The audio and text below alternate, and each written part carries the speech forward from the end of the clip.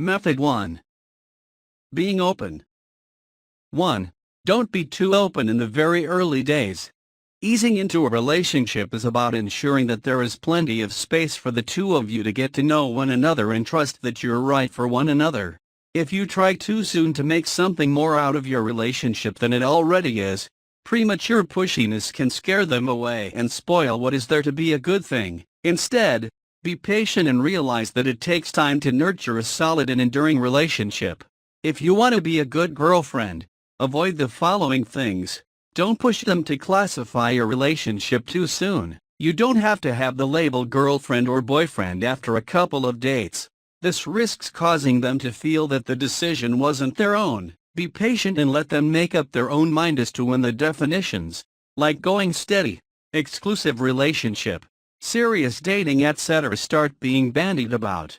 If the two of you are compatible, your relationship will develop soon enough. Don't start talking about marriage or starting a family before you've even met their close friends and parents. Raising such issues prematurely can create tension from the outset and may stall or even bring to an end an otherwise productive and caring relationship. Don't feel the need to show off or impress them.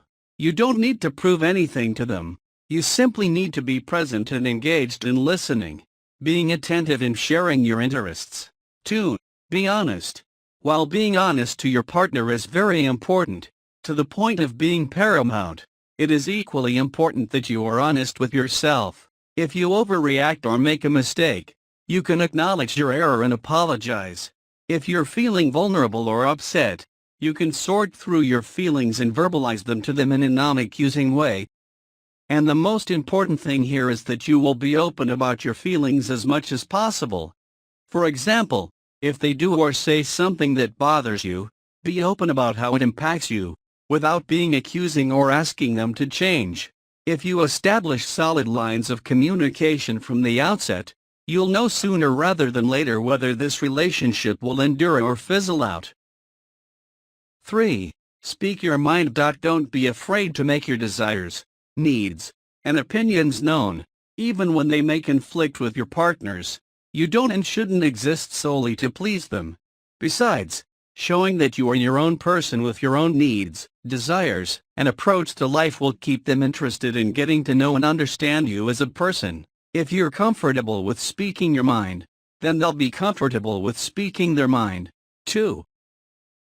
Just remember to express yourself in a way that doesn't attack anyone else's opinion or lifestyle in any way.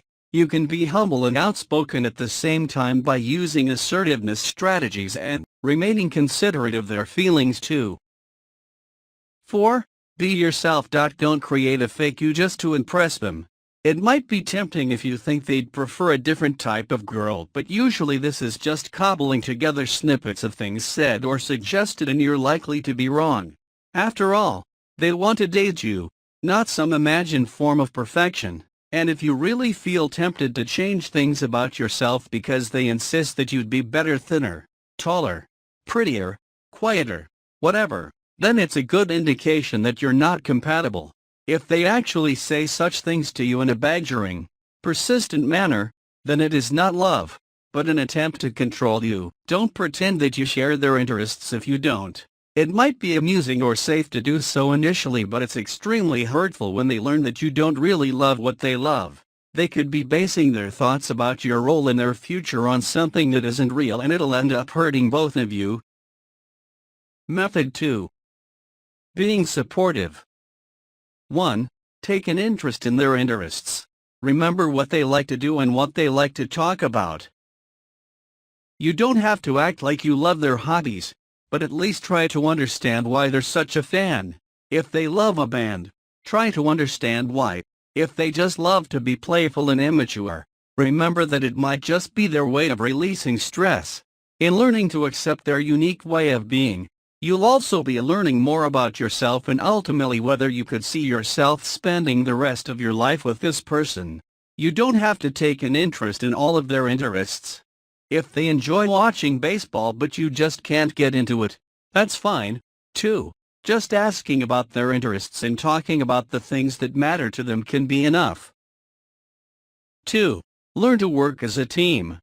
As in any healthy relationship, You'll experience your share of conflicts, some tiny, some big. Remember to be true to yourself and try to abandon any significant selfishness.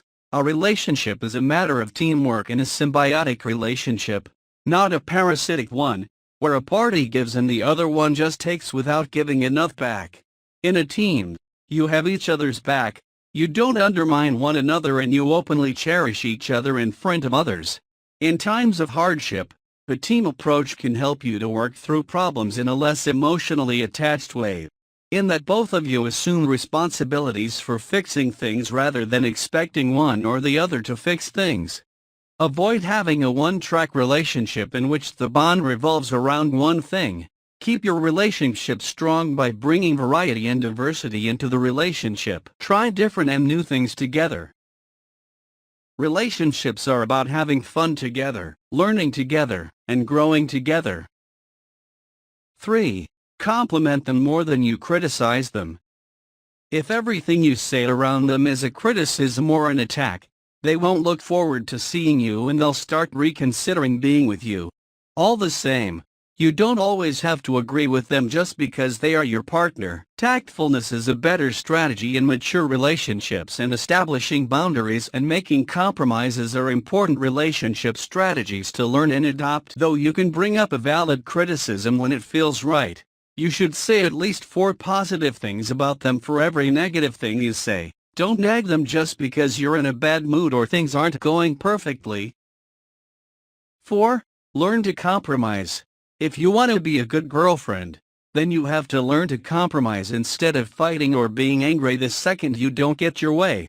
To compromise well, you both have to be able to calmly and rationally discuss a situation while understanding the other person's perspective. Try to understand where your significant other is coming from instead of blindly focusing on what you think you need. You don't want to be the girl who always gets her way just because your partner would rather give in than stand their ground because you get so angry and upset whenever things don't go your way.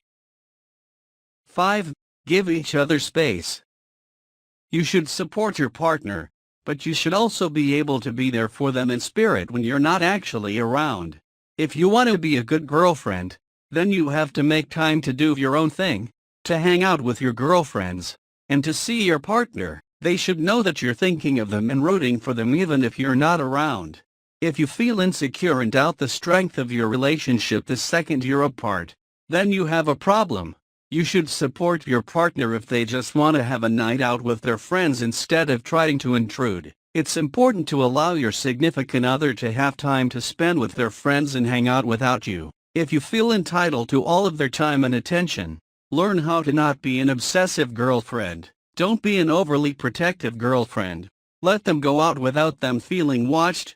Remember that they don't need you for everything and that you are separate people as well as a couple. When they need some space, don't take it personally. Recognize it for what it is, their time to rejuvenate and to share different interests with others. But do make sure they know that you're always there for them. They need to know you will always be there. Method 3. Being loving. 1. Be affectionate. There are various ways to show your affection. Some are more obvious than others, and the way you approach this will depend on how openly affectionate you like to be personally. Affection is close to but not the same as intimacy. Affection is about openly displaying that you care about this person and can be shown any time of day or night, publicly or privately. Think about how you like to show affection to people you care about, such as holding hands, touching an arm, quick kisses on the cheek, a hug, stroking hair, supportive words, mentioning how great someone is in front of other people, etc. Pet names like baby or sweetheart are a cute way to show your affection for your partner. Try not to overdo this. However, it can be a major turn-off if you call them Mr. Cuddle Bear, especially in public. Of all things, good communication is the vital part of any relationship. So make sure that they know how much you like them. Regular lovey-dovey texts and emails can be a plus, but too many will become overwhelming and you may seem clingy. These types of things do show you're into them, and you want it to last forever, but don't come on so much that you scare them. 2. Be seductive. Don't be afraid to be seductive. Most people find it irresistible when a girl is sexy, classy, and confident. Confidence means being happy within your own skin. You will exude this without trying if you are accepting of yourself and feel secure about your own worth. You don't have to force yourself to be the most popular, bubbly personality if that isn't your style. Rather, be the best you on show by taking good care of yourself and trusting that you're worth their attention. 3. Give them gifts. When you're in a relationship, it's fun to give each other small gifts. Everyone loves to get presents, and giving them one shows that they mean a lot to you. Don't overdo it, just give them a gift when you're feeling loving and want to let them know how much they mean to you. You don't want them to think you're trying to buy their affection. Make them something by hand. A paper flower, an artsy heart, something creative that reflects your personality, so that whenever they look at it, they'll think of you and smile. If you're the musical type, or play an instrument, feel free to play them a song or two. Bonus points if you play a song you wrote yourself. Add a private video of your song to YouTube. 4. Don't get jealous. You should be loving, but not to the point where you start seeing red the second your partner talks to, or even just mentions, another girl. Nothing will turn your significant other off faster than a girlfriend who is so insecure that she can't stand the thought of other women existing in the universe. Your partner will appreciate you even more if you're nice to their female friends instead of talking about how ugly or annoying any girl you see is. If they're out with their friends, don't text them every 2 seconds to make sure they're not talking to other girls. This will only make your partner see how little you trust them.